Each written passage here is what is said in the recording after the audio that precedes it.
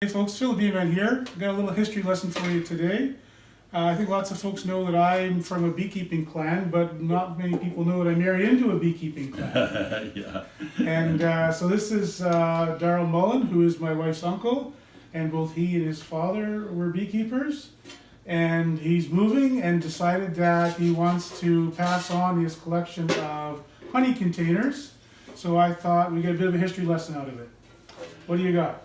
Well, I'm not sure, but this is an Alberta creamed honey.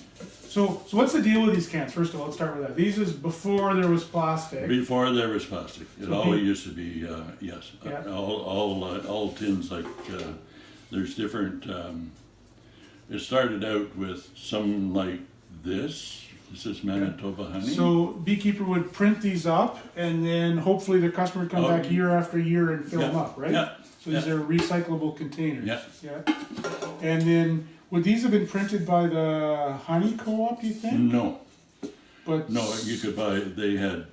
I'm trying to. There's different. There was a couple of different outfits that made honey tins. Okay. They did because everything was in tin at Yeah, that yeah, time. yeah. And different sizes. Like this is 8 pound, and this is 2 pound. And the reason that's yellow is that my father used to have put white honey in one like this. He would put dark honey in that, so that people didn't go to the shelf and pick up and get it home, and it was buckwheat honey. Need I say more? Well, nowadays they'd be happy to get buckwheat honey. Yeah, they sure would. And here's another. This fellow was a minister in the Manitoba government, actually. That had that. That's from here's Brandon. Gregors, yeah. Very distinctive tartan tin. Yeah. And this is another area, like this one would be, I'm not sure which was first. Oh, this would be first. This is what they printed in such and such a year, and then they switched to that. Okay. And then they have, this is another 2 pounds. Is that the price of the tin or the Yes. price? Yeah. Okay. That's the price of You've been collecting these up. Between Dorothy and I, between my sister and I, that's, and 2 pounder, Beekist. Beekist is a Ontario honey co-op, which is no more. Yeah, but that brand is still sometimes used by Beemead, right? Yeah, it is so. Beemead must have bought it out. Yeah, they did so. And there's another different era. No, keep going. Sasko honey. That's from the Saskatchewan Honey Co-op, but it must have been after they bought it, because it's Manitoba Honey Co-op that's on there. Yeah, that's interesting. That's actually interesting, right? Huh. And that would have been from packed at Tisdale? No, it would have been packed at a Beekeeper, wouldn't it? No. No, it'd be a co-op. Yeah, Yeah, okay. that's co-op honey. Yeah. There's another.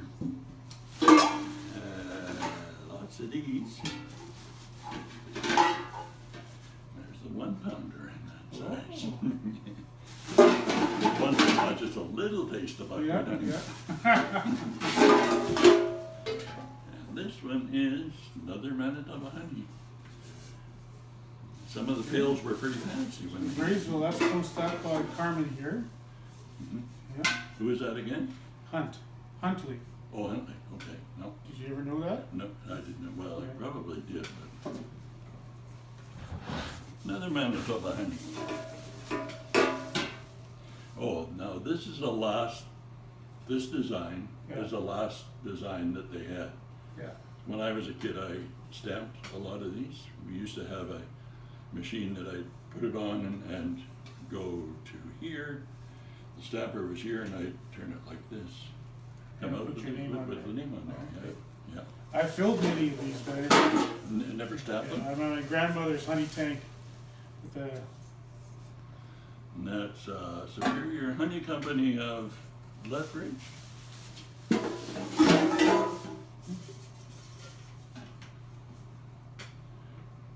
Dr. Thompson from Verdon.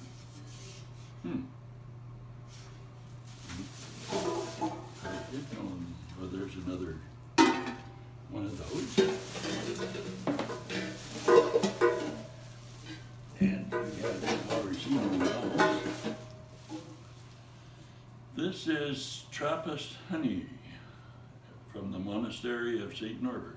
Yeah, so that's, I did a That's a video, long time ago. I did a video on having a bee yard there a while Oh, yeah, ago. So oh, that yeah. would have been that location, Yeah, yeah. yeah, yeah.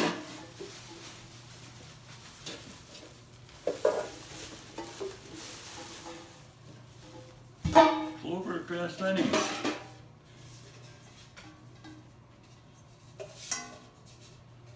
So most of these would have been sold, like just in a, store, right? Yeah, And yeah. That's how Clovercrest, before they got the plastic and the cardboard, like they had cardboard containers too. And how did that work? How did cardboard work? Okay. Enough said. It worked good for once the honey went hard, but before that, forget it. It's like putting ice cream in it's like putting honey in an ice cream pail. How did it not rust? Well, some of them are pretty rusty, but You have to just look in it before you fill it? Nipawin apiaries. Okay. And that's still got honey in it. it does. I never opened it. Well, You're welcome to open it if you want. okay. We'll get curious about It'll that still one. be good, Yeah, I think so. because honey never goes bad. There's another clovercrest honey. And Brown Bear brand. This must be packed in Western Canada.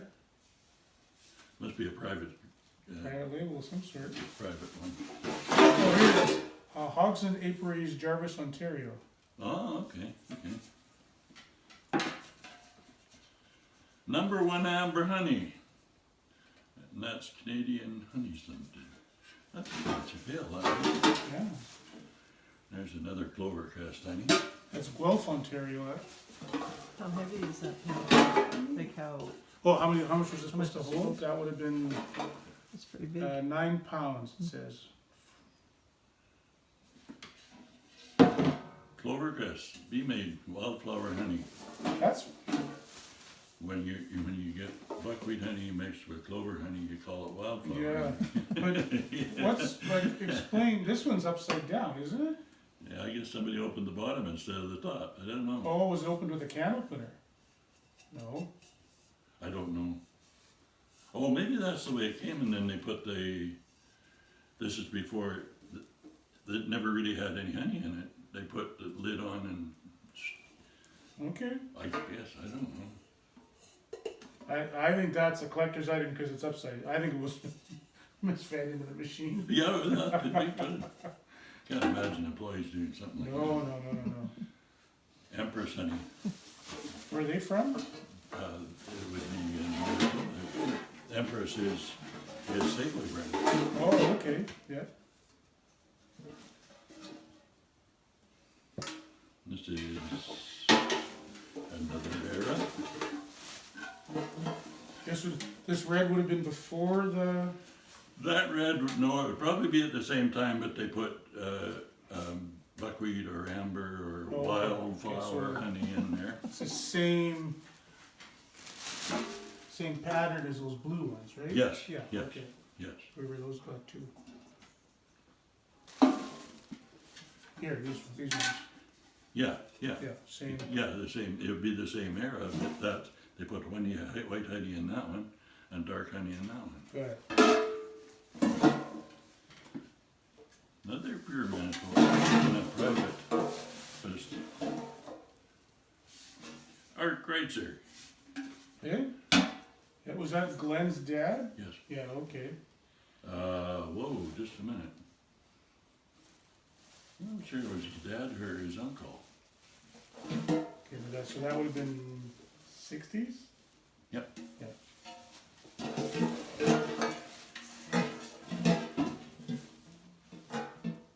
Northern Blossom Honey.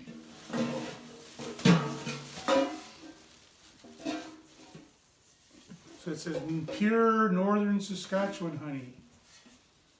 Must have been a private Yeah, Nipawin and Elsham, Saskatchewan, head office in Regina. So Oh. it must have been a serious Oh, yeah. Yeah. operation of one sort. I've never heard of it. Well, it could have been something that was, that, it's like the Empress honey. It's Yeah. like a brand. you Oh, know, yeah, okay. A brand for that Yeah. store. Okay.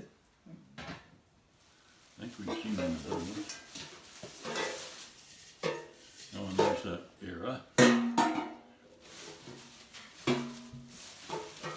What else? Clovercrest honey. A creamed spread. And that was before the cardboard even. Yeah. Before the cardboard. And all of this, many of these brands would now be made. Yes, For folks that are yes. wondering how this Nipawin. how it worked out.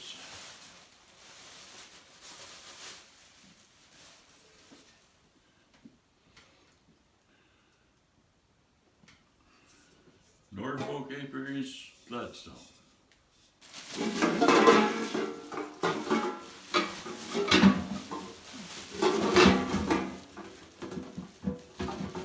Not sure what we got left here. This is another from this era. I'm not sure. Like you would buy these containers from,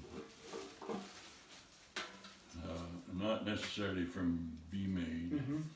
It would, or the co-op. It would be from Tees and Purse or some of those that carried on. Okay. Dad would take a load of honey into Eaton's or whatever, and then come back with a load of jars and tins. And did you pack honey in these for Eaton's, or how did that work? No, for any store, like all the stores, like Eaton's in the Bay. But did you provided the packaging with Mullin Acres on it, or It did had to be stamped. Yeah. Right. Okay. This is where I stamped. Yeah. And then we had ended up buying strips that just, and it was fancy strips and we just put on. Did away with me. Okay. At Eaton's, for those who don't know, because that's a history lesson in itself, that was a pretty big Canadian department store chain. Oh, for sure, Yeah. for sure. So how far do you think your honey went? Was it Uh, all sold like locally in Manitoba, or do you think? No, he shipped out to Fort William, Port Arthur. I didn't go any further east than that, and didn't go any further west. It was basically Okay, okay. those Yeah. three stores. Castle Brothers in, and the last one is Gilbert Plains, yeah, interesting. Manitoba Honey Co-op, buckwheat honey. Prairie Queen, really?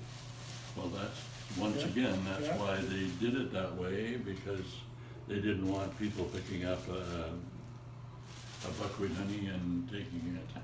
Yeah, I'm thinking, well, I'll never buy Yeah. Be Made again because Yeah, it tastes yeah, like it buckwheat. tastes like Yeah, buckwheat. Yeah. No idea, this is well before my era, because I used to use the electric uncapper, but this is how they take the frame like this and they switch it around and cut the cappings off. Obviously, they didn't have 1,500 hives. No, no.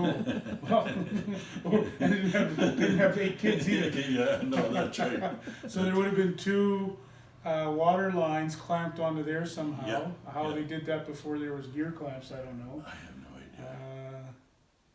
But then you would have had a pot of boiling water, probably. Because if you're at this level of technology, it's not like you have a little pump or something. No, It would have had to have been some sort of. maybe up here and, oh no, that wouldn't work. It still has to have a pump somewhere. I think along the way. maybe steam would be the easiest way to do it. Well, I would Boil, think. a covered pot, you boil the water, and then you have a line that just blows the surplus away. Because the steam will build up enough pressure to circulate. We didn't use those in my era, thank goodness. Okay, what did you use? The electric Yeah, uncappers, and then what kind of, like when you first started working for your dad, what kind of extractor did you have? a 10-frame reversible, Yeah, put the 10 frames in and do a little bit, reverse the baskets around, they were Yeah. in baskets. Yeah. And then do one side and then go back and do the other Yeah. side. Yeah, and how many hives were you keeping then? I think he was about 500, I think. So that kept you busy, huh? It was a busy day in the honey house, yeah, it was, yeah, yeah. Good. Yeah. What kind of crops did you get in those days? Oh,